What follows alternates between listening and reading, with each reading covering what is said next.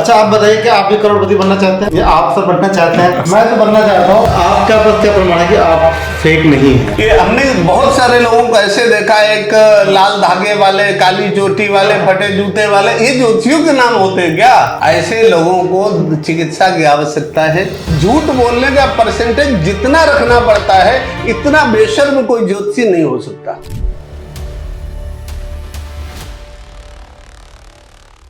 नमस्कार, आप देख रहे हैं नेशनल खबर का धर्म चैनल।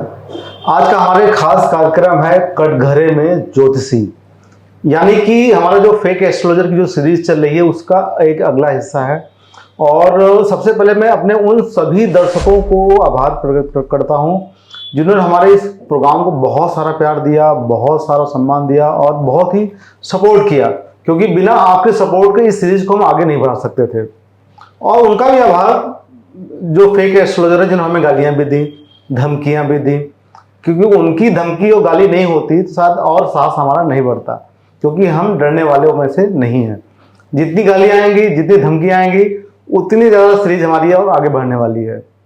और आज का ये जो कार्यक्रम है कटघरे में ज्योतिषी, यानी कि कटघरे में और होने वाला व्यक्ति कोई मुजरिम नहीं होता। हो सकता है कि वो सही भी हो, गलत भी हो, साबित उसको करना है जो कटघरे में।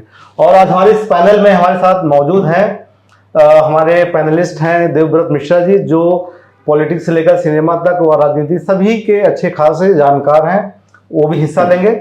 और साथ ही आपके सबसे नॉन फेस, जिनको आप पहले भी सीरीज में हमारे साथ हमारी सहयोगी प्रज्ञा झा के साथ आपने देखा होगा, शेष नारायण जी हैं, जो कि काफ़ी प्राचीन और विद्या की जानकार हैं, ज्योतिषी की जानकार हैं, उनसे भी मुखातिब होंगे।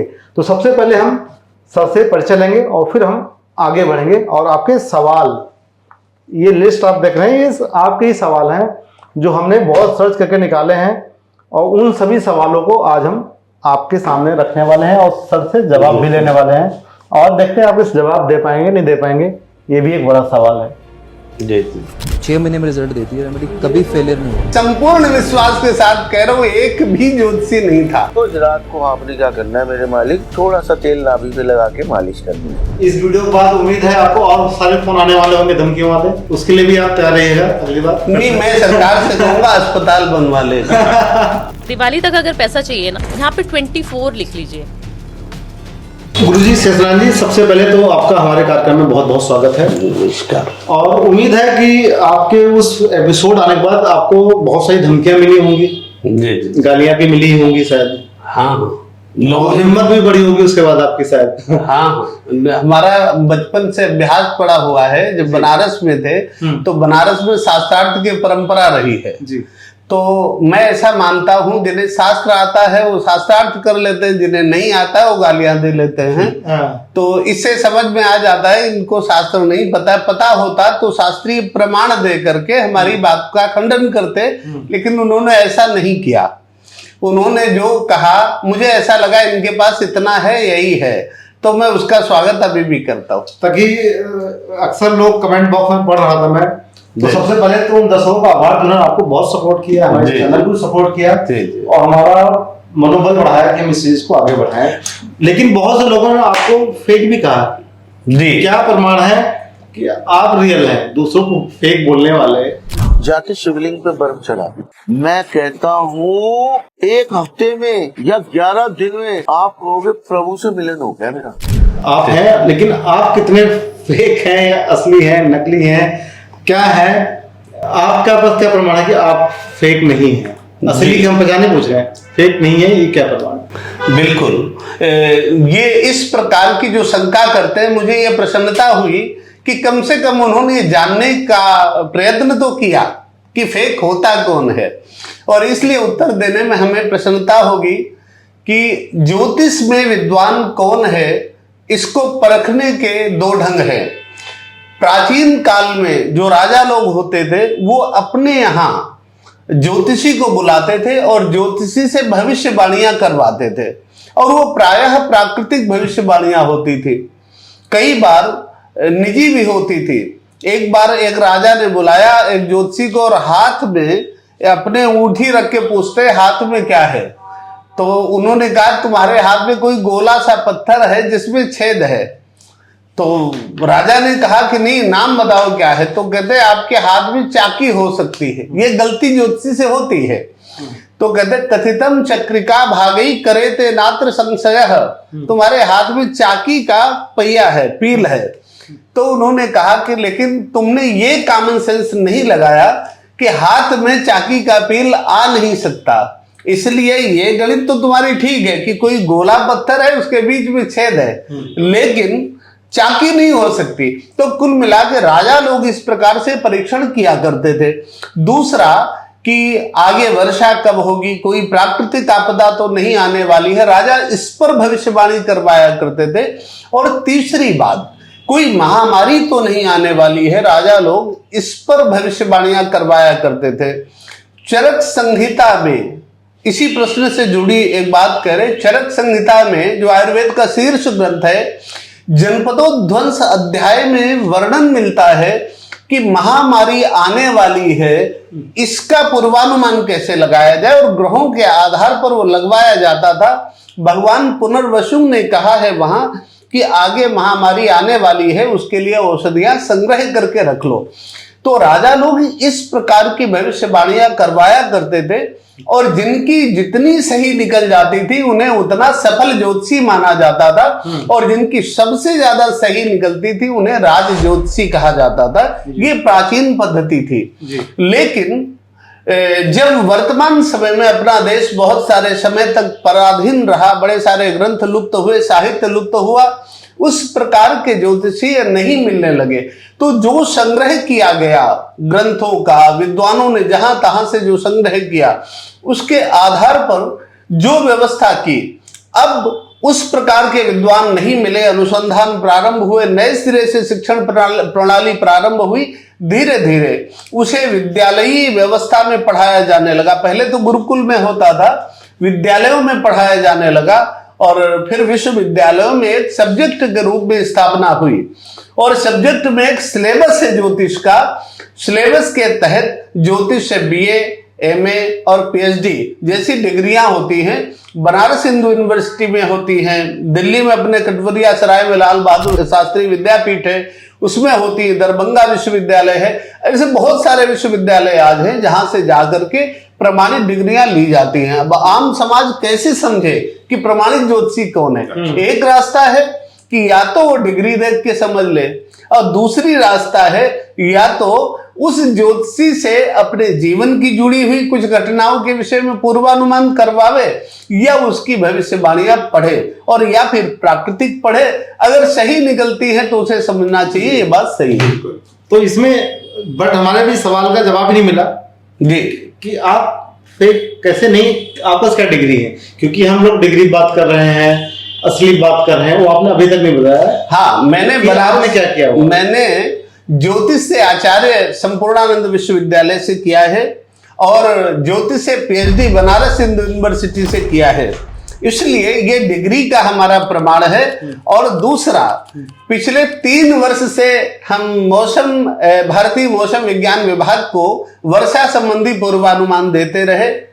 महामारी के विषय में हमने 6 सफल भविष्यवाणियां की, जो पूर्वानुमान किया हर लहर का सही निकला है, वो हमारे पास अभी भी वो मेले विद्यमान है।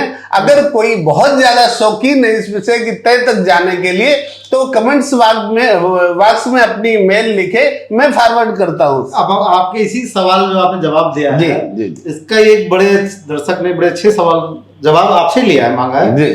कि किसी अच्छे जो यूनिवर्सिटी से डिग्री लेने और अच्छे एस्ट्रोलॉजर का सर्टिफिकेट लेने से क्या ये साबित हो सकता है कि आप अच्छे हैं, फर्जी नहीं है? बहुत से एस्ट्रोलॉजर ऐसे भी हैं भारत के अंदर, विद्वान ऐसे हैं जिन्होंने किसी यूनिवर्सिटी का सहारा नहीं लिया, ना ही किसी कहीं पढ़ाई की, लेकिन बहुत प्रचंड है, उनकी भविष्यवाणी हमेशा सटीक निकली है। तो ये इनका जवाब क्या है कि मतलब क्या डिग्री लेना, कॉलेज अच्छे यूनिवर्सिटी से पढ़ाई कर लेना, तो ये अच्छा प्रमाणित करता है कि आप फेक नहीं है, अच्छे ही हैं? नहीं, ये सच नहीं है। ये प्राचीन काल में तो डिग्रियां होती नहीं थी, तब बहुत सारे लोग एक से एक बड़े विद्वान हुए। लेकिन आपको ये याद रखना पड़ेगा कि देसी घी तब लगाया गया जब डुप्लीकेट घी तैयार हुआ, पहले तो नहीं था। जैसे ब्राह्मणों में पांडे, दीक्षित, तिवारी तब तैयार हुए जब डुप्लीकेट तैयार हुए। पहले वशिष्ठ जी, जैमिन, अंगिरा ये क्या थे ये नहीं पता। उसी प्रकार से डिग्री लेनी तब आवश्यक हुई जब इसमें घपलेबाजी शुरू हुई। अच्छा। तो यदि कोई पढ़ा लिखा ज्योतिषी है तो उसे चाहिए कि सरकार की इस व्यवस्था का सम्मान करे। मान लीजिए आपके स्टूडियो में मैं आता हूं और नीचे सिक्योरिटी चेकिंग हो रही हो और मैं ईमानदार हूं, मुझे ऐसा लगता है यार मेरी क्यों हो रही है, लेकिन मुझे व्यवस्था का सम्मान करते हुए कि मैं ईमानदार हूं, मैंने ऐसा नहीं किया, लेकिन इसके बाद भी हमें अपनी जांच करवा लेनी चाहिए। उसी प्रकार से जो ज्योतिषी ऐसा मानते हैं कि उन्होंने अच्छा पढ़ा लिखा है, उन्हें इस झमेले में पढ़ना नहीं चाहिए। सरकार के विश्वविद्यालयों से डिग्री लेके प्रमाण ले लें। सबसे पहले मैं सर के बारे में बता देता हूँ दर्शकों को। सर को कम से 35 साल से भी अधिक एक सभी ब्रांडेड बड़े नामी गिरामी मीडिया से ताल्लुक रखते हैं। मैं सबसे पहले तो मैं ये जानने की कोशिश करूंगा कि जो ज्योतिषी शास्त्र है जी, वो हम प्राचीन है और बहुत साल से हम उसको मानते जा रहे हैं, बट आज के डेट पे वो डिजिटलाइजेशन हो गया है। जी, जी। तो जैसे ही डिजिटल हो गया तो सब बहुत सारे लोग आ गए अपने आप को दिखाने के लिए, क्योंकि शॉर्टकट ढूंढने लग गए लोग। जी, जी। तो मेरा एक छोटा सा क्वेश्चन है, जो ज्योतिषी शास्त्र किए हुए हैं वो अपने बारे में कैसे समझते हैं कि अपने बारे में ज्योतिषी जब करते हैं वो, तो उनको अपने बारे में पता चलता है क्या? बिल्कुल, जो समाज के लिए व्यवस्था है वही उनके अपने लिए भी होता है। जितना पूर्वानुमान वो समाज के लिए लगा सकते हैं उतना ही वो अपने लिए भी लगा सकते हैं।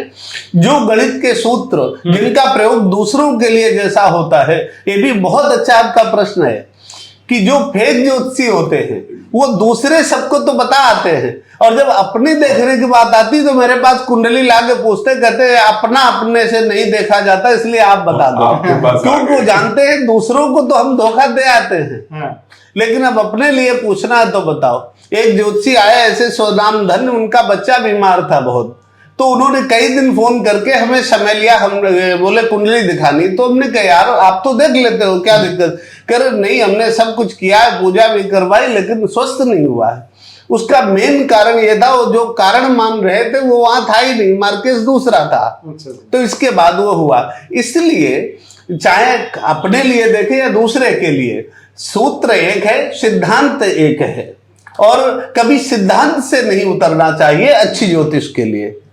आप लोग, मैं विनम्रता से कहता हूं, आप या समाज का कोई भी व्यक्ति हमारे किसी भी प्रश्न पर वो इसमें कमेंट करके पूछ सकता है ये बात हम किस ग्रंथ के आधार पर बोल रहे हैं, और मुझे ऐसा लगता है ये सबसे पूछना चाहिए। ये बहुत जरूरी है जानना है कि आप किस ग्रंथ के आधार पर ये सारी बातें करते हैं, या बाकी लोग भी जब बात करते हैं तो किस ग्रंथ के आधार पर करते हैं, क्योंकि बहुत सारे लोग इसका जवाब दे नहीं पाते हैं। जी। तो अच्छा होगा अगर आप भी बताएं कि आप किस ग्रंथ के आधार पर ये सब बात कर रहे हैं। इसमें बृहद जातक, जातक पारिजात, जातकालंकार, बृहद पाराशर होरा, सारावली, ऐसे जो आकर ग्रंथ है, शीर्ष ग्रंथ है, हम उनका एक सम्मिश्रण इसमें रखे हुए हैं, क्योंकि आपके प्रश्न अभी तक उसी के दायरे में हैं। तो उन्हीं ग्रंथों के आधार पर हम चर्चा कर रहे हैं। कितने घंटे आप इस ग्रंथों पढ़ाई करते हैं? अभी भी 12 घंटे कम से कम प्रतिदिन होता है, और अभी तक 100 किताबें लिखी हमने। अच्छा। जिसमें करीब 12-13 किताबें प्रकाशित हैं, और काफी किताबें स्कूलों में भी पढ़ाई जाती हैं, और बहुत सारे लेख हैं। 9 ब्लॉग हैं जिनमें 1700 आर्टिकल करीब हैं, और 28 पेज हैं, 2 फेसबुक है। ऐसे बहुत कुछ लिखा है जो नेट पर मिल जाएगा। अच्छा। जी। एक सवाल और है, हमारे दर्शक ने लिखा है जी कि हाल ही में उन्होंने किसी एस्ट्रोलॉजर को, जिसका हम नाम नहीं लेंगे किसी का, जी 21 से 51 हजार तक का उनको फीस अदा की, और बोला कि ऐसे ऐसे उनकी रेमेडीज दी जाएंगी, उनको फायदा होगा। परेशान थे, रील्स पे ही देखा था उनको, जिनको हम दिखाते रहते हैं। अंत में कोई फायदा नहीं मिला उनको, कोई भी 0%। जी। तो इसमें उन एस्ट्रोलॉजर की गलती है जिनको हम फेक बोल रहे हैं, या उसकी गलती है जो एक भोला भाला इंसान जिसने अपने जीवन की कमाई का 51 हजार तक एक फेक इंसान को, फेक एस्ट्रोलॉजर को दे दिया? किसकी गलती सबसे ज्यादा इसमें? वो गलती उस व्यक्ति की ये है कि उसने किसी ज्योतिषी को पहचाने बिना पैसे क्यों दे दिए। केवल ये कि किसी ने कहा मैं ज्योतिषी हूं इसलिए उस पर भरोसा करके उसको पैसे दे देना, ये उसकी समझदारी नहीं थी। इसलिए कि अगर किसी के हार्ट की सर्जरी होती है तो डॉक्टर उसे चीरता है, सिल देता है, और मोची भी चीर करके सिल सकता है। तो अगर हम केवल ये समझे कि नहीं मोची भी तो चीर करके टाके लगा देता है और हम उस पर भरोसा कर दें और उसे हम 50,000 रुपया दे आवें, तो गलती हमारी है। उसे सर्जन और मोची के अंतर को समझना चाहिए था, ये गलती उसकी है। और जिन्होंने इतने पैसे ले लिए कुछ अंतर नहीं पड़ा। ये कुछ उस प्रकार का तबका है कि जो बेरोजगारी का मारा हुआ है, उसने सोच रखा है कि समाज में जो कहने से और जो करने से पैसे मिलेंगे हम वो कहेंगे, हम वो करेंगे। इसी प्रकार से आप कथाओं में देखते होंगे, आजकल भागवत कथाएं बहुत होती। आपके हमारे बचपन में भागवत कथाओं में संगीत नहीं होता था। भागवत कथा व्यास जी कहते थे, सुखदेव जी कहते थे, कभी तबला ढोलक नहीं बजती थी। लेकिन जब से डांस बार बंद हुए, वो सब कथाओं में घुसाए और यहाँ नाच गाना करते। वो शास्त्रीय कथा तो नहीं है। इसलिए वही स्थिति ज्योतिष में है। अब बेरोजगारी का मारा वो तबका ज्योतिष में घुसाया। कभी कह रहा हल्दी उतार के फेंक दो, कभी कोयला डाल दो, कभी कुत्तों को खिला दो। मनुष्य का भाग्य कौवे कुत्ते बिल्लियों के भरोसे नहीं छोड़ा जा सकता है। समाज को भरोसा करना चाहिए। जी जी जी। इससे मुझे याद आया, अभी मैं एक छोटा सा रील देख रहा था जिसमें एक लेडी बोल रही है कि अगर आपको दिवाली आ गए हैं तो दिवाली का अगर आपको पैसा चाहिए तो हाथ में यहाँ पे 724 लिख दो, 724 या 24 लिख दो और उसके ऊपर दालचीनी का पाउडर लगा दो और मन में सोचते रहो कि पैसा आ जाए, पैसा आ जाए, पैसा आ जाए, तो अपने आप पैसों की बारिश हो जाए। दिवाली तक अगर पैसा चाहिए ना, यहाँ पे 24 लिख लीजिए, लेफ्ट हैंड पे लिखिए, क्योंकि राइट से आप लिख पाएंगे। आज के जो युवा है या कोई भी आदमी वो जब ये देखते हैं इसको तो उनको लगता है कि सच में हो जाएगा ऐसा। इसका मतलब ये भी हो सकता है सर कि जिस तरह आज हम इसका ये समझ सकते हैं कि जो आज की यूथ है, आज का यूथ है बहुत लो पेशेंस का है। और उसी का फायदा उठाकर जो आज ये रील्स नामक जो एस्ट्रोलॉजर उत्पन्न हुए हैं, पैदा हो गए हैं, उनका ही फायदा उठा रहे हैं कि इनको पेशेंस है नहीं। उनको हम बोल देंगे जस्ट टाइप लिखिए करोड़पति बन जाइए, अब जेब में पर्ची रखिए लखपति बन जाइए। बिल्कुल उसका ही फायदा वो इंस्टाग्राम वाले जो पंडित हैं, फेक एस्ट्रोलॉजर हैं, उसका ही फायदा उठा रहे हैं कहीं का। तेल को गर्म कर लिया, रात को बादाम और इलायची पीस के उसमें डाल दी। रोज रात को आपने क्या करना है मेरे मालिक, थोड़ा सा तेल नाभि पे लगा के मालिश करनी है। बिल्कुल बिल्कुल। ये हमने बहुत सारे लोगों को ऐसे देखा, एक लाल धागे वाले, काली चोटी वाले, फटे जूते वाले, ये ज्योतिषियों के नाम होते हैं क्या? इस तरीके के नाम है, झाड़ा वाले और पानी देने वाले, ये सब बेकार की बात है। ऐसा भरोसा नहीं करना चाहिए। और रही बात जो महिला की बात आपने कही, मैं वो उदाहरण 2 रख रहा हूं कि कुछ महिलाएं ऐसी थी कि विवाह के बाद जो हर परिवार में तनाव होते हैं नहीं सह पाई, तो न सह पाने के बाद में कुछ ज्योतिषियों के पास गई। ज्योतिषियों ने उन्हें ऐसे आडंबर बताए, उनसे पैसे भी लिए और उनका मतलब बहुत कुछ नुकसान किया। अब वो जब ठगा चुकी उनसे, तो उन्हें लगा धंधा तो बहुत अच्छा था, मुझे भी कर लेना चाहिए। तो धीरे धीरे उन्होंने ये किया कि जितने दुर्गुण ज्योतिषियों में देखे उन्होंने भी अपने आधार पर उतार लिए। ऐसी महिला ज्योतिषी से अभी संपर्क एक टीवी चैनल में हुआ। उन्होंने पहले एंकर को बोल रखा था कि जब वाजपेयी जी के साथ हम बोले तो तुम हमारे नाम के साथ ज्योतिषाचार्य लगा देना। तो वहां ज्योतिषाचार्य लगा दिया गया और वो वस्तुतः किसी परिस्थिति की मारी थी। धीरे धीरे उस कारण से ज्योतिषाचार्य बन गई है अब, और डिग्री कोई नहीं है। इसके बाद उनका शोषण हुआ। आज नाम बोल ही दीजिए जब इतना बता रहे हैं तो। नाम से परेशानी हो जाएगी। हाँ, इतना संकेत करो 1 महीने के अंदर की राष्ट्रीय चैनल की बात है, साईं पर डिबेट चल रही थी। अच्छा, चलो आप लोग सर्च कीजिएगा, देखिए कौन है वो। आप नाम नहीं बोलना चाहेंगे जी। अभी एक और कार्यक्रम हुआ जिसमें 18 ज्योतिषी बुलाए गए। और मजे की बात यह है, राष्ट्रीय चैनल मीडिया देखिए अपनी जिम्मेदारी नहीं निभा रहा। 18 ज्योतिषी बुलाए गए जिसमें संपूर्ण विश्वास के साथ कह रहा हूं एक भी ज्योतिषी नहीं था। ये तो उनके शो पे भी सवाल हो गया पड़ते हैं। हाँ बिल्कुल बिल्कुल। मीडिया में आजकल, मीडिया के एक एंकर की बात बताऊं, उनसे हमने कहा कि आप सुनाम धन है, 2-3 धार्मिक चैनल में प्रमुख रहे। मैंने कहा आप किस प्रकार से किसी को ये सिद्ध कर देते हो कि आप बहुत पढ़े लिखे हो? कहते हैं हमें पैसे दे अगर तो मैं उसे सिद्ध कर दूंगा। आपने कहा कैसे? तो कहते हैं देखो, अगर वो हमको इतना अमाउंट देगा तो मैं कह दूंगा कि आप तो ज्योतिषाचार्य हो, आपने इतनी गहन विद्या अध्ययन की। और हमने कहा फिर? कह रहे मान लो इतने और दे देता है तो मैं उसको पूछूंगा कि महाराज सन 72 के आसपास जब आप हिमालय में तपस्या कर रहे थे, जब क्रांति थी उस समय आपने बर्फ पर आग जला दी थी, वो क्या प्रकरण था बताओ? कह रहे उसको मैं हिमालय में तपस्या करता हुआ सिद्ध कर दूंगा, पैसे तो दे। अच्छा, तो मीडिया भी सहभागी है ज्योतिष के दुष्प्रचार करने में। वहां भी शोधन होना चाहिए। वैसे किसी ने ये भी पूछा है इसमें कि आपने हमें कितने पैसे दिए इस प्रोग्राम में बैठने के लिए, नस्ल खबर को? नहीं, ऐसा नहीं।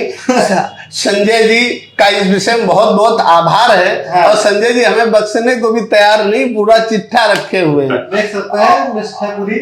आज पंडित जी पूछने वाले नहीं, आपके ही सवाल है बस जो आपने पूछे हैं। दोबारा पूछिए, फिर वो जवाब दे जाएंगे। हाँ, अगर आपको संशय लगता है कि शायद ऐसा कुछ मैनिपुलेटेड है, आप आज प्रश्न कीजिए, अगले सप्ताह में ही आपके प्रश्न का उत्तर होगा। आप परीक्षा ले लीजिए इस बात की। जी आपको सर कोई सवाल तो बहुत सारे सवाल हैं, सवाल तो कम ही नहीं हो पाएंगे। जब बात आ गई पैसे की, आप बोल रहे थे कि पैसे लूट रहे हैं लोग, ऐसा कर रहे हैं, तो ये तो एक रैंडमली इंडिविजुअल बात हो गई। इसमें आजकल इंडिविजुअल तो छोड़ ही दीजिए, बड़ी बड़ी वेबसाइट्स, बड़े बड़े एप्स, कुछ कंपनियां आ गई जो ऑनलाइन एस्ट्रोलॉजी की सर्विसेज दे रही हैं। घर बैठे एस्ट्रोलॉजी जानिए, लेकिन उनकी कॉल का रेट आप जान हैरान हो जाएंगे, 50 रुपया पर मिनट पर सेकेंड। मतलब उनका टाइप बड़ी बड़ी मोबाइल कंपनियों से भी है कि इतने मिनट आप बात घुमाएंगे तो इतना लाख रुपए आप कमाएंगे।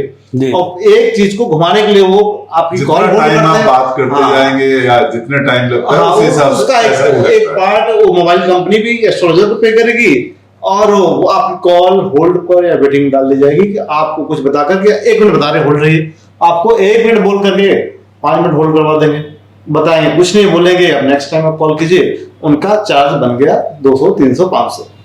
तो ये भी एक स्कैम चल रहा है कि ऑनलाइन एस्ट्रोलॉजी के जो एप्स बन गए हैं मोबाइल पर, वहां कौन बैठे पंडित, उनकी कोई जानकारी नहीं है, उनके नाम असली हैं फर्जी हैं, बोल कौन रहा है, डिग्री है कि नहीं है। तो इस पर आपके क्या विचार हैं, आप क्या कहेंगे इस पर? संजय जी आपने अभी बड़े अच्छे शब्द का प्रयोग किया, स्कैम ही बोलेंगे इसको, तो जिसका कोई पहचान ना हो। मेरा एक निवेदन इसमें यह है कि पहली बात तो उसको ज्योतिष का कार्यक्रम ना माना जाए जी, इसलिए ना माना जाए कि उसमें ज्योतिष कहीं होती नहीं है। और अगर ऐसे ऐप से संबंधित किसी व्यक्ति को हमारी इस बात पर कोई आशंका हो तो वो खुद अपना और उनके जितने ज्योतिषी हैं उनमें किसी एक को प्रमाणित करके दिखा दे कि वो ज्योतिषी है जिन्होंने ऐप चलाया है। मैं पूरे ऐप के लोगों को इस बात की चुनौती देता हूं कि वो सिद्ध करें कि वो ज्योतिषी हैं। उनके पास कोई कौन उन्होंने सिद्ध कर दिया तो इसके बाद हम ऐप पर बात करेंगे, तब अब दोबारा बात करेंगे। इसलिए कि या तो वो ज्योतिषी होंगे तो ऐप नहीं होगा उनका, और अगर ऐप होगा तो ज्योतिषी नहीं होंगे, क्योंकि उनको फिर अगर वो हमसे कहते हैं हम ज्योतिषी हैं तो मैं सिद्ध करूंगा, उनसे पूछूंगा कि किस ग्रंथ के आधार पर आप ऐप पर अपने को सरवाइव कर पाते हैं। क्योंकि ऐप जो बनते हैं उनमें जिस तरह बताया जाता है उसमें झूठ बोलने का परसेंटेज जितना रखना पड़ता है इतना बेशर्म कोई ज्योतिषी नहीं हो सकता। अच्छा, तो बड़ा सवाल आपने आप लोग जी मतलब वो लोग एक छोटा नहीं, अभी हम छोटा बोल रहे थे, बड़ा स्कैम है। मैं एक निवेदन कर रहा हूं, आप कुंडली देते हैं, कुंडली देखने की परंपरा क्या है, प्रक्रिया क्या है, ये विषय गंभीरता का है, हम गंभीरता से रख रहे हैं। आप हमें कुंडली देते हैं जी। पहली बात तो कंप्यूटर की कुंडली सच नहीं होती है। 3 महीने से ज्यादा, 3 महीने से लेके 3.25 वर्ष तक की दशा में गलती हो सकती है। तो जो डेट ऑफ बर्थ आप देते हैं वो डेट ऑफ बर्थ हमें पंचांग पद्धति से देख के बनाना होता है संजय जी। वो बनाने में हमें कुछ घंटे टाइम चाहिए, समझ रहे हैं। तो अब वो जब बनी तो कायदा ये कहता है कि हमें आपके साथ बैठ करके आपका पास्ट मिलाना चाहिए कि ये सही है कि नहीं है। क्योंकि जब किसी बच्चे का जन्म होता है, जन्म समय सही है कि नहीं है कैसे पता लगे। आजकल ज्यादातर बच्चे अस्पतालों में पैदा होते हैं, अस्पतालों में कई बार सर्जरी होती है, तो डॉक्टर पहले अपना केस देखती है। जब उनका केस पूरा फिट हो जाता है, कई बार वो ब्लीडिंग होती तो आधा घंटे तक उनको होश ही नहीं रहता, टाइम नहीं देखती। जब केस फिट हो जाता है तो कहते हैं घर वालों को बता दो कि बच्चा हुआ है, और जिस समय बताया जाता तो एकदम घड़ी देख लेते। तो ऐसी परिस्थिति में ज्योतिषी की ये जिम्मेदारी होती है कि उस समय निश्चित करे। समय कैसे निश्चित ज्योतिषी करेगा? उसे उस जातक के, उस बच्चे के शरीर के चिन्हों का मिलान करना होता है कि यदि इस समय जन्म हुआ है तो इस समय जन्म होने पर उसके शरीर के इस अंग में इस प्रकार का चिन्ह होगा। अगर वो बड़ा होगा तो इसके जीवन में इस समय में इस प्रकार की घटना घटित होगी। अगर वो सारा कुछ मिल जाता है, पास्ट की कोई 3 घटनाएं मिला ले, इसके बाद उस कुंडली को सच माने, तब बताना, तब उसके कुंडली के विषय में भविष्यवाणी करनी चाहिए। अब आप बताइए, जो ऐप चलाते हैं, जो कुछ करते हैं, उनके पास इतना समय कहाँ होता है? एक व्यक्ति रात 2 बजे उसे तनाव हो रहा, उसने फोन किया और ये शुरू हो गए बकने में। तो ये तो उस प्रकार की व्यवस्था हुई कि वो फोन करे, या जुराब भेज दे, या चड्डी भेज दे, बनियान भेज दे, वो देख के 3 जन्म का हाल कर दे। ज्योतिष की छीछा नजर कर रहे हैं। लेकिन अगर वो लोग गलत होते तो आप गूगल पर सर्च करिए, उनकी इनकम आज करोड़ों में टर्नओवर है, मतलब उनके करोड़ों में फॉलोअर्स हैं, बहुत लोग हैं। तो या तो जो फॉलो करने वाले ही फेक हैं तो गलत हैं, या तो कंपनी है, दोनों में से एक कोई फेक तो है नहीं। बहुत लोग ऐसे हैं जो अपहरण करके फिरौती मांगते हैं, तो इसको हम फेक कैसे कहें?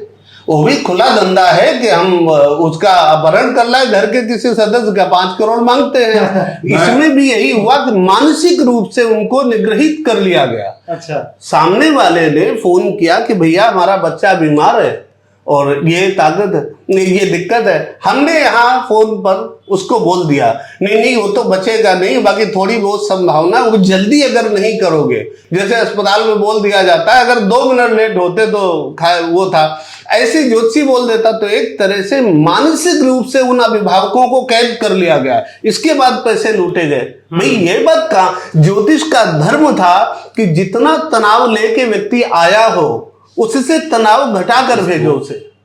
तो इससे फिर ये भी आता है कि मतलब आज के डेट पे जी तो बिजी लाइफ है सबके जी, तो मुझे लग रहा है 70% से भी ज्यादा लोग ऐसे होंगे जो ज्योतिष हैं, तो वो लोग आप जो कह रहे हैं उस प्रोसेस को फॉलो नहीं करते हैं। तो क्योंकि बच्चा जब पैदा होता है, जिसका टाइमिंग उनको मिलता है वही वो बता देते हैं, उसी बेसिस पे वो अपना कुंडली बना देते हैं बच्चे का। जी। तो आज तो वही हो रहा है। तो इसका मतलब ये है कि बहुत सारे कुंडली जो है वो सारे गलत है। नहीं, सारी गलत है, बहुत, हाँ बहुत बहुत बड़ा स्टेटमेंट है, बहुत मुट्ठी भर लोग हैं। और इसमें संजय जी, कोई भी व्यक्ति अगर प्रश्न करता है तो मैं उससे खुली चर्चा करने तैयार, वो सिद्ध करे कि कुंडली कैसे सही है, और खुले मंच पर यहां करे, समाज में करे, खुले मंच पर, कि वो कुंडली को बिना बनाए ये कैसे सिद्ध कर सकता है कि ये कुंडली सही है और इसके आधार पर जो हम बोल रहे हैं सही है। अगर वो कहता है तो बीते जीवन की कोई 3 घटनाएं उसकी बोलकर उसके जीवन पर घटित करके दिखावे। अगर यही ना होता तो मैं प्रार्थना कर रहा हूं इस विषय की समाज से कि विश्वविद्यालय में जो रीडर प्रोफेसर वो बेवकूफ तो नहीं है, वो भी अब तक करोड़ों का काम कर लेते हैं, लेकिन उन्हें शास्त्रीय मर्यादाएं बांधे हुए हैं। जी जी, कि क्योंकि उनको आप अभी वो सरकारी सर्विस में ज्योतिष के प्रोफेसर हैं, आप बुला के पूछोगे भैया ये जो बात आपने बताई किस ग्रंथ के आधार पर बताई, नहीं बता पाएंगे तो उनको तो कर लेने देने पड़ जाएंगे।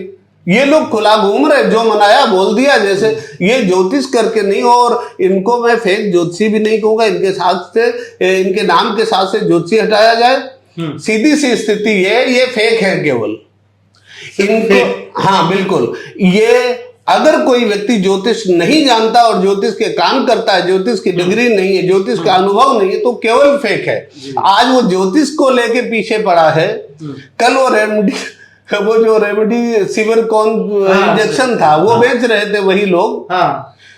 देखिए ऐसे लोगों को, उनके चित्र आप देखिए सोशल साइट पर पड़े हुए हैं कि जब वो किसी टीवी पर विज्ञापन करने पहुंचे थे 2-4 किलो माला पहन के वो पूरा चंदन लेप लूप के जाते, अगले दिन सूट बूट टाई फाई में होते। हमारे काशी में हाँ। एक से एक बड़े ज्योतिषी हुए, हाँ। जिनको देखकर आप आकलन नहीं कर सकते थे इतने बड़े विद्वान हो सकते हैं। कुछ विद्वानों को आप आश्चर्य माने कि हम लोग ये भी समझते चले कि परंपरा क्या रही है। एक दिन गुरु जी से मैं पढ़ रहा था तो कह रहे 3970 कितना होगा। तो अब इतना बड़ा पढ़ा मुझे नहीं आता, तो वो कहते हैं फिर कैसे ज्योतिष पढ़ोगे। माने अगर वो 5 संख्याएं हैं 3967 पंचे, तो आपको एक सांस में बता देना। बिल्कुल, इतनी कठिन गणित है। और एक तरफ इधर ये बद्ध पीट रहे जो तपस्या कर रहे हैं, वो इधर बद्ध पीट रहे। ऐसे ही एक दर्शक ने और लिखा है, वो किसी वैसे ही रील्स वाले पंडित जी से, जो अपने आप को पंडित जी बोलते हैं, मैं तो मानता नहीं, मैं तो फेक मानता हूँ, और उनसे कुछ रेमेडी पूछी, 5000 फीस भी दे दिया, और उन्होंने जो टिप्स बताया वो भी आप सुनेंगे, हंसेंगे। उनको टिप्स यही बताया कि बाजरा चिड़िया खिला दीजिए, आप सही हो जाएंगे। बिल्कुल, 50 रुपए का बाजरा खिला दो और 5000 हमें फीस दे दो। ठीक है, कह रहा बाजरा तो हमने बहुत खिला दिया, चिड़िया तो मोटी हो गई, लेकिन उनकी गरीबी दूर नहीं हुई। जब उन्होंने बाजरा खिलाया था, हाँ। तो उन्हें पूछना चाहिए था कि वो चिड़िया उनकी मौसी है या उनकी मौसी है। हाँ। चिड़िया को बाजरा खिलाने से उनका भाग्य कैसे ठीक हो रहा है। हाँ। अवश्य में भोक्तव्यम कृतम कर्म शुभाशुभम, यदि हमने कोई शुभ या अशुभ कर्म किए हैं तो हमें भोगने ही होंगे। कौवे कुत्ते चींटी चमगादड़ खिलाने पिलाने से कुछ नहीं होगा। अगर कोई कहता है तो उसे प्रमाण देने चाहिए। लाल काली पीली हरी नीली गुलाबी किताबों के नाम पर कुछ लोग इस प्रकार के प्रमाण देते हैं, गलत है। कई लोग बोलते हैं कि कुत्ते पाल लो, कुत्ते की सेवा करोगे केतु ठीक होगा। अब आप देखिए कितना शास्त्रीय है। हमारे अग्नि पुराण में लिखा है, ग्रहे स्थिता ग्रहेशस्य मरणाय भवेद वसन। घर में अगर कुत्ता पला है तो घर में पति पत्नी सुकून से नहीं रह सकते, लड़ाई होगी मतलब। हाँ, ग्रहे स्थिता ग्रहेशस्य मरणाय भवेद वसन। लेकिन वो लाल काली पीली हरी गुलाबी किताबें वो क्या लिखती है। मतलब अब दोबारा आपको लगता है फिर फोन आने वाले हैं उधर भी, क्योंकि आपने कुत्ते के बारे में बोल दिया। कुत्तों को बहुत से फैमिली ऐसी हैं जो बहुत मानते हैं, उनको आपने बोल दिया। मतलब अब आप नहीं, मैंने ये अभी संभाल रहा हूँ बात। हाँ, कि मैंने ये नहीं कहा वो ना पाले, मैंने ये कहा अग्नि पुराण में स्पष्ट लिखा हुआ है। मैं प्रमाण दे सकता हूँ, शास्त्रीय वकील हूं मैं।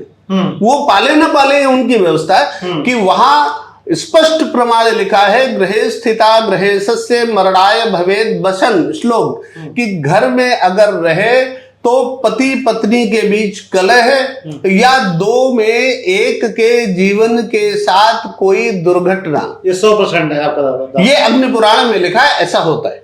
अगर किसी ने कमेंट में लिखा कि उन्होंने कुत्ते को पाला हुआ है घर में जी, और फिर भी जीवन सुखमय है, पति पत्नी बहुत सुखमय है, तो हाँ अच्छा है।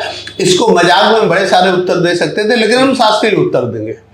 होता ये है कि अगर किसी व्यक्ति का उसे सुख और दुख अपने समय के अनुसार मिलता है, अगर उसका अपना अच्छा समय चल रहा तो उसे सुख मिलेगा, उस संसार में भी रहेगा तो सुख मिलेगा, बुरा समय दुख मिलेगा। तो ऐसा कोई व्यक्ति यदि उसका ये समय अच्छा चल रहा है तो चूंकि जो कुत्ता पालना या जितने अपशकुन हैं इनका प्रभाव जीवन पर 10 से 20% पड़ता है, ज्यादा नहीं पड़ता है। अच्छा, चाहे अच्छा शकुन हो चाहे बुरा शकुन हो। तो ऐसी परिस्थिति में अगर समय किसी का बहुत अच्छा है तो ये शकुन पीछे हो जाएंगे अपशकुन, और उसे अच्छे समय का फल मिलेगा। लेकिन यदि उसका समय माइनस है तो माइनस समय में अपशकुन भी उसके साथ जुड़कर उसे पीड़ा देंगे। एक सवाल मेरा है जी, जो अगर सही ज्योतिषी की हम बात करें जी, तो जैसे महामारी आता है, जैसे कोविड आया था, या तो इसके बारे में अगर सही जो ज्योतिष है सही, तो वो इसके बारे में पूर्वानुमान लगा सकते हैं, कैलकुलेशन कर सकते हैं, और हमारे सरकार को या किसी को इसके बारे में इसका प्रतिकार भी बता सकते हैं। तो इस तरह इस पे आपका क्या ओपिनियन है? बिल्कुल, इसमें देखिए अगर कोई ज्योतिष शास्त्र की ये स्पष्ट घोषणा है कि महामारी हो या किसी भी प्रकार की प्राकृतिक आपदा हो, मौसम हो, उसके विषय में पूर्वानुमान लगाया जा सकता है। और राजा लोग ज्योतिषियों को रखते ही इसीलिए थे। व्यक्तिगत कुंडली तो जिसे दिखानी तो अपनी ज्योतिषी घर में दिखाता था, राजा लोगों ने केवल इसीलिए रखा हुआ था कि हमारी प्रजा पर कोई विपदा ना आवे, इसलिए जी अकाल ना पड़े तो पूर्वानुमान लगाना होता था, यही जिम्मेदारी होती थी उनकी। और महामारी पर मैंने पूर्वानुमान लगाया भी और वो सही भी गया। और पीएमओ की मेल पर हमारा हर पूर्वानुमान तारीख सहित गया है कि ये लहर इस तारीख को शुरू होगी, इस तारीख को इस लहर का पीक होगा और इस तारीख को ये लहर शांत होगी, समाप्त होगी। 2-3 वर्ष तक हमारा मौसम पूर्वानुमान भी अपने भारतीय मौसम विज्ञान विभाग को जाता रहा। पीटीआई ने वो आर्टिकल भी छापा है हमारा, और स्काई नेट में भी 1 वर्ष गया, वो भी आर्टिकल प्रकाशित हुआ है, पायनियर में प्रकाशित हुआ। तो कुल मिला के ये चीजें हैं। और मैं आप लोगों के सामने विनम्र प्रार्थना के साथ एक बात कहना चाहता हूं कि हम जिनकी वकालत कर रहे हैं वो ऋषि केवल हमारे नहीं थे, वो आप सभी के समस्त समाज के पूर्वज हैं। हमें उनकी लेखनी पर गर्व करना चाहिए, उनके ज्ञान विज्ञान पर गर्व करना चाहिए, उसे उपहास का विषय नहीं बनने देना चाहिए। हम समाज को आपके माध्यम से संदेश देना चाहते हैं कि आपकी विद्या में क्षमता है कि कोरोना जैसी महामारी का पूर्वानुमान लगा लिया जाए, मौसम का पूर्वानुमान लगा लिया जाए। आधुनिक विज्ञान 2500 साल पहले का है, इसके पहले तो प्राचीन विज्ञान के द्वारा ही इस प्रकार के पूर्वानुमान लगाए जाते रहे और सच निकलते रहे। विपदा में वो हमारी मदद करते रहे। जिस तरह हम लोग अपनी चर्चा कर रहे हैं काफी देर से कि प्रमाण, डिग्री, सर्टिफिकेट्स, एविडेंस की बात कर रहे हैं, लेकिन पुराने काल में आपने भी सब देखा होगा, सुना होगा कि किसी को ज्यादा फूंक करना है, क्या करना है, कोई मंत्र पढ़कर पानी में मारकर पानी पिला देना कि नजर उतर जाएगी, कभी क्या होगा कभी क्या होगा। उसका तो कोई प्रमाण नहीं होता था, तो वो सच था कि वो भी फेक था? जी नहीं, प्रमाण है। कैसे? किसी एक प्रश्न को बताइए, हम प्रमाण देते हैं। नहीं, इस तरह के कोई एविडेंस के लिखे हुए हैं ये बिल्कुल बिल्कुल बिल्कुल। कामाक्षा तंत्रम है, दत्तात्रेय तंत्रम है, योगिनी तंत्रम है, ये तंत्र साधना में आता है। बिल्कुल बिल्कुल। अब आप जो प्रश्न करना चाहते हैं, प्रश्न ये है कि पहले जो पानी वो लोग देते थे वो फेक थे क्या, आज जो देते हैं फेक है क्या? अंतर दोनों में इतना है कि ऐसा तब किया जा सकता है जब किसी भी मंत्र का निरंतर जप किया गया हो। अब चेक हम भी काट दें, चेक कोई काट दे, लेकिन जिसके अकाउंट में पैसा होगा वही पास होगा, बाकी तो फेल हो जाएगा सारा। तो उसी प्रकार से केवल तपस्वी लोग जो थे वो किसी के लिए कह देते थे तो सच होता था। वो पानी भी ना दें, एक बार देख दे शोभन सरकार कानपुर वाले, मैंने 50 केस देखे, लोग परेशान जाते थे, कुछ नहीं कहे, इधर देखो एक बार, और उसने देखा 2 सेकंड, बात खत्म। और बहुत बड़े बड़े नेता जाते थे। मेरा व्यक्तिगत अनुभव महाराज जी के विषय में ये था कि उन्हें तो कुछ करना भी नहीं पड़ता था और ठीक होता था। दत्तात्रेयानंद जी, पंडित विद्यानिवास मिश्र जी ने उनसे दीक्षा ली, उनके पास एक दिन मैं गया और वो दिन भर साधना करते थे, श्री विद्या के उपासक थे बनारस में, आज भी श्री विद्या पीठम उनकी है। तो हमसे कह रहे झाजी नहीं दिखाई पड़ रहे, हमारे एक मित्र थे। तो हमने कहा गुरुजी उनके पूरे पैर में स्वेलिंग हो गई है और 3 दिन बाद परीक्षा है, तो झाजी बहुत परेशान है। कह रहे वो परेशान है। हमने कहा हाँ। तो कह रहे मैं अभी जल देता हूँ, उसको दे देना। हाँ, अरे उनका गुरुजी उन्होंने बड़ी दवा ली है, कुछ फायदा नहीं, और आचार्य की परीक्षा थी। तो गुरुजी ने जल दिया, लेकिन आधा घंटा लगा उन्हें वो जल देने में, अभिमंत्रित करने में, और दिया। देखिए आज जैसे होता है ऐसे नहीं, वो जल भी क्या होता है, आपने साधना की, इसके बाद आपको भगवती से प्रार्थना करनी पड़ती है कि मैं ये जल इनको दे रहा हूँ, आप कृपा कर देना। आजकल जो धंधा चलो, बोले जल ले जाओ, बेच लो, 100 रुपये बोतल है, छिड़क देना, ऐसे थोड़ा भगवती किसी के गुलाम थोड़ा है। तो गुरुजी ने दिया और मैंने झाजी को दिया जाके कि गुरुजी ने भेजा है।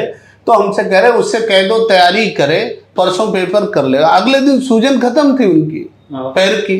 तो ये उनकी तपस्या है, ये जल का जी। और पुराने ग्रंथ हैं अपने इस प्रकार के, तंत्र का वर्णन है वहाँ। अच्छा आप बताइए कि आप भी करोड़पति बनना चाहते हैं या आप सब बनना चाहते हैं?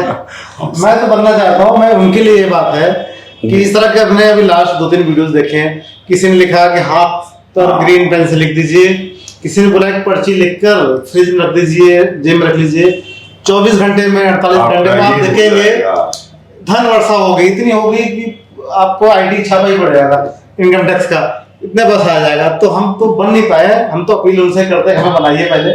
चारों ब्रह्मांड से, चारों दिशाओं से, आठों दिशाओं से, 10 दिशाओं से मेरे पास पैसा बरस रहा है, मेरी हर मनोकामना पूर्ण हो रही है। क्या आप बनना चाहेंगे? ऐसा संभव है? ऐसा क्या बनवाना? नहीं, ये ना तो संभव है। हाँ। और जो ऐसा कह रहे हैं वो तो फेक है ही। हाँ। जो ऐसा चाह रहे हैं वो भी फेक है। वो बड़े वाले फेक हैं। हाँ, वो इसलिए फेक है कि उन्हें ये सोचना चाहिए हाँ। कि जब हाँ। माँ के गर्भ में बच्चा आता है हाँ। तभी स्तन में दूध आता है। तो जब किसी को ईश्वर धन देता है तभी इच्छा देता है। बिल्कुल।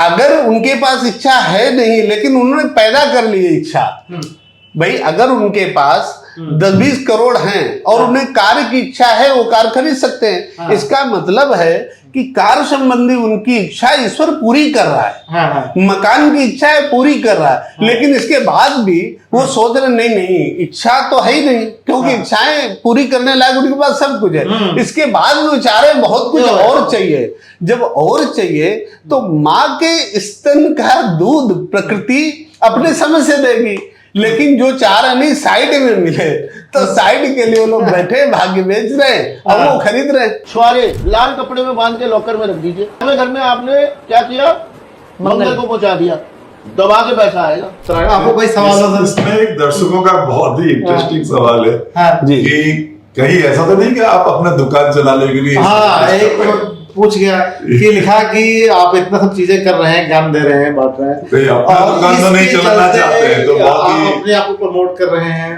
अपनी दुकान सजाने की व्यवस्था तो नहीं कर रहे हैं। हाँ, मैं इस विषय में बिल्कुल स्पष्ट बात करूं। जी। मेरे पास ना कोई गाड़ी है, मेरी ना कोई स्पेशल फीस है, बहुत थोड़ी सी है, वो भी कुंडली कोई दिखाता है तो हम बनवाने के लिए भेजते हैं बाहर। जी। तो वो बनवाने खर्चा अगर वो बना के ला दे तो हमारी वो भी फीस नहीं है। इसके अलावा नग नगीना यंत्र तंत्र तावीज, हाँ। अगर आज तक पिछले 40 वर्ष के इस अभ्यास में हाँ। कभी किसी को बताया हो और तो पहना वो भी नहीं शायद। ना, मैं कभी नहीं हाँ, पहना, कुछ नहीं आपने पहना। और कभी किसी को बताया हो या कभी किसी से ऐसे कोई पैसे लिए गए हो जो उसका काम ना हुआ हो, और इसके बाद भी वो पैसे हुए हो। मेरी खुली घोषणा है, वो कल आके हमारे यहाँ से पैसे ले जाए। अच्छा, मतलब ये नग नगीना जो लोग पहनते हैं वो इस प्रकार का अगर हमारे यहाँ से कभी कुछ हुआ हो, मैं खुली नहीं, मैं सवाल ये है जो लोग पहन रहे हैं वो बेकार है, फर्जी सबको भी क्या। एक बात आप बताओ, मतलब उस हम चर्चा करेंगे, अभी नहीं करेंगे, बट इतने इस बारे में अगला हम चर्चा इस पर ये कर सकते, संक्षेप में कर सकते हैं क्या? थोड़ा सा 1 मिनट ज्यादा। मैं केवल ये कह दूंगा कि नग नगीना यंत्र तंत्र ताबीज मनुष्य के भाग्य को नहीं बदल सकते। हमने किसी जीवन में पाप किए हैं, पाप का प्रायश्चित प्रार्थना से होता है, पत्थर दिखाने से नहीं। ये भी आपने बिल्कुल सही बताया। मतलब मेहनत, मतलब कुल मिलाकर मेहनत बहुत जरूरी है। परिश्रम प्रार्थना, परिश्रम प्रार्थना, शॉर्टकट नहीं चाहिए, शॉर्टकट से कुछ शॉर्टकट नहीं चाहिए। शॉर्टकट से हम देवताओं को मूर्ख नहीं बना सकते। ये आपने सही कहा, ये सही कहा। और किसी एक ने और हमारे शॉर्ट वीडियो वाले पंडित जी ने, मतलब एस्ट्रोलॉजर ने, उसमें बोला हुआ है कि कोई मैडम है, मोहतरमा है, कोई पर्ची एक लिखी है और उसको फ्रीजर में डाल दीजिए, और आप अपने बॉस को, अपने पति को, बॉयफ्रेंड को फ्रीज, मतलब काबू पा लेंगे। तो उनको मैं बोल रहा हूँ, पहले मेरा नाम संजय पांडे है, मेरा नाम लिखकर फ्रीजर डाल दीजिए और मुझे ही काबू पा लीजिए, ताकि आप भी हम अच्छा बात करें अगले प्रोग्राम में। तो ये ऐसा है क्या? प्रधानमंत्री मोदी जी का नाम लिखना चाहिए फिर तो। ऐसे लोगों को चिकित्सा की आवश्यकता है। सरकार को चाहिए एक अलग से अस्पताल बनावे जिनमें इन सब जिसमें इस प्रकार के भटके हुए लोगों को एडमिट करे, ताकि शास्त्रीय ऋषियों की वाणी के साथ ये गंदगी ना फैला पाए। शिव मंत्र को लिखने के बाद आप इस पत्ते को फोल्ड कर लीजिए और इसको कलावे से या लाल रंग के धागे से अच्छे से बांधकर अपने पर्स में स्थापित कर लीजिए। जाते जाते एक आखिरी संदेश हम आपसे लेंगे उन दर्शकों के लिए, फेक के लिए आपने बहुत बोल दिया, कटघरे में जो तुझे बोल दिया आपने, जो दर्शक हैं, जो ऐसे लोगों को देखते हैं, फॉलो करते हैं, उनका हम सम्मान करते हैं, हमको गलत नहीं कहेंगे, लेकिन उनके लिए आपका क्या क्या संदेश है? मैं ऐसे लोगों से ये निवेदन कर रहा हूं कि यदि वो किसी भी पीड़ा से कभी परेशान है कहीं, और बाई चांस उन्हें कोई योग्य ज्योतिषी नहीं मिल पा रहा है, किसी कारण से वो वहां तक नहीं पहुंच पा रहे, तो उनसे हम निजी निवेदन कर रहे हैं कि वो अपने किसी भी इष्ट को चुन लें और ऐसे मुसीबत के समय या अपनी कामना उस इष्ट के सामने रख करके और मंत्र जब उसका शुरू करें। देखिए जितने भी बीच के लोग हैं, रोज किसी भी कंस्ट्रक्शन वाले के पास जाना है जो कंस्ट्रक्शन मटेरियल बेचते हैं, एक नई ईंट लेकर आनी है, अपने घर में वेस्ट में रखनी है। जिस दिन 43 ईंटें पूरी हो गई उसको मंदिर में दे दो। 6 महीने में रिजल्ट देती है रेमेडी, कभी फेलियर नहीं हुआ। ये मीडिएटर हैं, दलाल कह लो, जो भी कह लो, मैं उसमें अपने को भी सम्मिलित करता हूं। यदि मैं कहता हूं आपका ये मनोकामना मेरे माध्यम से पूरी होगी, मैं कहता हूं आपकी प्रार्थना, आपकी इच्छा जो भी है आप करो। आप 11 बार दुर्गा चालीसा करें। आपके पास कोई आर्थिक कठिनाई आ रही तो आप सीधे भगवती से प्रार्थना करो ना। आपके पास कोई स्वास्थ्य संबंधी कठिनाई आ रही, आप सीधे ओम नमः शिवाय जपें या जो महामृत्युंजय जप है उसे करें। और ये करने के लिए सबसे आवश्यक है, आपको किसी भी ज्योतिषी से नियम पूछने की इसलिए आवश्यकता नहीं है। आप गलती से अगर किसी ज्योतिषी से पूछने गए, वो आपको इतनी कठिन कठिन बातें बोलेगा कि आपका करने से मन ही हट जाएगा। वो कहेगा आपको जमीन में सोना पड़ेगा, आपको पीपल पर बैठ के करना पड़ेगा, आपको ऐसे। आप नहीं, पूरी शुद्धि का पालन कर लें, पूरे भोजन की शुद्धि का कर लें, भोजन शुद्ध हो। इसके अलावा आप विनम्र भाव से भगवान जी की प्रार्थना करें, ईश्वर स्वतः सुनेगा, सबकी सुनता है। इसमें अंतिम वक्तव्य है। मैं ये कहना चाहता हूं कि मैं एक बात से बहुत प्रेरित रहता हूं, प्रभावित हूं, और वही बात फिर कहता हूं कि ऐसे परेशान लोगों को ज्योतिषियों और तांत्रिकों के पास अगर योग्य मिले तब तो जाना चाहिए, अन्यथा वहम नहीं पालना चाहिए और न इस चक्कर में पड़ना चाहिए। सोचना चाहिए, भागवत जी में लिखा है कि द्रौपदी च परित्राता एन कौरव के समलाद, कौरवों के अत्याचार से जिन भगवान कृष्ण ने द्रौपदी की रक्षा की, पालिता गोप सुंदर यह गोपिकाओं की रक्षा की, सकृष्ण क्वापि नवगता, वो आज भी यही विद्यमान है। वो आपकी भी पुकार सुनेंगे। आप एकांत में कभी अपनी प्रार्थना करके तो देखें, क्यों भटकते इधर। चलिए, मतलब अगर 2 मिनट है तो मैं क्वेश्चन और छोटा प्लीज कि देखिए, हमें कैसे पता चलेगा कि कौन सही ज्योतिष है और कौन नहीं है। सीधे हाथ की हथेली पर एक छोटी इलायची रखनी है, हल्का चमेली का तेल का तिलक लगाना है, आलियाना सीबो। 5 मिनट के लिए आप पाठ करें, अवश्य ही शेयर से सट्टे से लाभ मिलेगा। एक बार थोड़े पैसे खर्चा करने पड़ेंगे कि जो ज्योतिषी फेक है या अच्छा है बुरा है, उससे पहली बार में जाके देखिए। बहुत अच्छा प्रश्न है आपका। आजकल लोग गलती ये करते हैं, जिसे जानते नहीं है उसके सामने वो अपनी पत्नी की बातें, अपने जीवन के शिथिल पक्ष रख देते हैं, अपने आर्थिक शिथिल पक्ष रख देते हैं, व्यापार में कुछ प्लस माइनस किया वो रख देते हैं। उन्हें ऐसा करने नहीं चाहिए।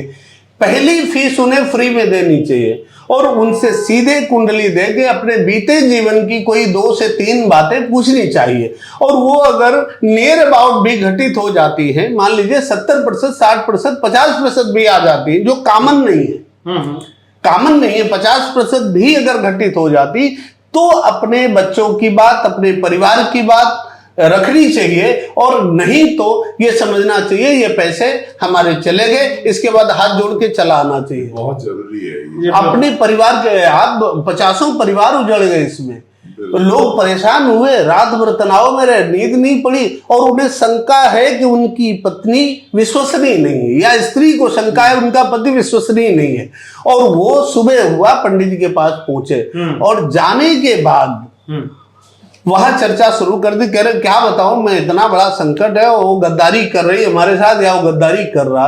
अब उसको ज्योतिष पढ़ने की जरूरत नहीं जिसे वो बता रहे हैं, क्योंकि वो इतने उत्तेजना में है कि वो सब उगल रहे हैं। वो चुप बैठा है, मतलब फोकट में ज्योतिषी सिद्ध किए, वो चुप बैठा है। जब वो पूरी बात बता रहे हैं, कह रहे हैं तो हमें लग रहा है वो मेरे साथ धोखा करे, ऐसा ऐसा। बोले आपके साथ धोखा तो बहुत पहले से शुरू हो गया था, 3 साल पहले से। अब बता इन्होंने खुद ही दिया अपने कहानी। वो कह रहे ठीक कैसे होगा। बोले पहली बात तो छोड़ दो आप उसको, आज दूसरी शादी कर लो। अब देखो उसका घर टूट रहा है, बच्चे बराबर के, और कुछ नहीं। तो बोले या फिर ऐसा करो, मैं एक यंत्र बनाऊंगा, वशीकरण करूंगा और वशीकरण से ठीक करूंगा। तो इस तरह से वो व्यक्ति अपने घर की सारी कच्ची बातें वहां रख आता है। बाद में पता चलता है वो पति भी ठीक था, पत्नी भी ठीक थी, दोनों बेचारे समय के मारे थे। वशीकरण पर एक लाइन बोलूं, 2 लाइन? हाँ बोलिए। वशीकरण आज बहुत लोग करवा रहे, समाज में बड़ी गंदगी है, ज्योतिषी तो बदनाम किए जा रहे हैं।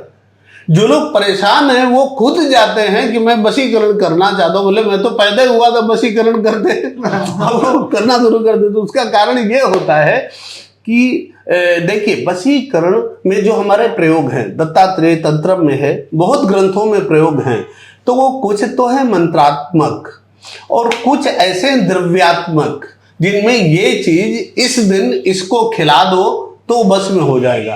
वो जो भी दर्शक देख रहे हैं, मैं उनसे प्रार्थना करूंगा कभी भी ऐसे चक्करों में ना पड़े, क्योंकि उसका कारण होता है वो बस में नहीं होता, उसकी बुद्धि भ्रष्ट होती है। अच्छा। अब उन्होंने कहा पान के पत्ते में रखकर, मंगलवार को शमशान की राख पान के पत्ते में रखकर और अपने पति को या पत्नी को खिला दो या उसको खिला दो तो बस में हो जाएगा। वो बस में नहीं होता, वो पागल हो जाता है, मंद बुद्धि हो जाती है। अब उसको पीछे पीछे लिए घूमो तो एक तरह मानसिक रूप से डेड हो चुका होता है। इसलिए किसी भी व्यक्ति को ऐसे उटपटांग प्रयोगों में नहीं पड़ना चाहिए, इनके दुष्प्रभाव होते हैं, बड़े परिवार बर्बाद हुए। मेरी भगवान से प्रार्थना है आप लोग स्वस्थ रहें, प्रसन्न रहें और भय मुक्त रहें। चलिए, बहुत बहुत आभार, धन्यवाद और नमस्कार। इस वीडियो के बाद उम्मीद है आपको और सारे फोन आने वाले होंगे धमकियों वाले, उसके लिए भी आप तैयार रहिएगा अगली बार। नहीं, मैं सरकार से कहूंगा अस्पताल बनवा ले। चलिए सर, धन्यवाद आपका और आपका भी sir, thank you so much. तो आपने देखा, उम्मीद है कि ये पूरा कार्यक्रम आपको बहुत पसंद आया होगा। अगर आपके अभी भी कोई सवाल हैं आचार्य जी से तो वो रखिए, कमेंट में रखिए। जिस तरह इस बार आपके ही सवाल थे, अगली बार भी आपके ही सवाल होंगे। और साथ ही उन एस्ट्रोलॉजर से जिनको साथ मेरी बातें बहुत बुरी लग रही होंगी कि उनको मैं बार बार फेक बोलता हूँ, उनके लिए भी ये मंच है। सिर्फ रियल एस्ट्रोलॉजर के लिए नहीं है, ये फेक एस्ट्रोलॉजर जो अपने जिसको हम बोलते हैं, उनको लगता है वो नहीं है। वो अपने आप को सिद्ध करना चाहते हैं, पर्ची लिखकर मुझे काबू करना चाहते हैं या मुझे करोड़पति बनाना चाहते हैं। आकर यहाँ प्रूव करें, अपने आप को दिखाएं।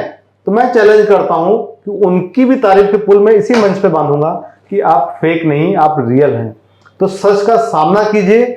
और मुझे जो जिस तरह बहुत लोग फोन कर रहे हैं, धमकियां देते हैं, वो इस बात का ध्यान रखें, ये डिजिटल युग है और हम लोग पत्रकार हैं, जर्नलिस्ट हैं, उनका पूरा डेटा तैयार हो रहा है। उनके खिलाफ भी हमारा अगला एपिसोड होगा, उनकी भी पोल पट्टी हम जरूर खोलेंगे इसी मंच पर। तो फोन करें तो सोच समझ कर जरूर करें और ऑथेंटिक बात के लिए ही फोन करें। ऊट पटांग, फालतू और धमकाने से थोड़ा बचें। धन्यवाद। नमस्कार।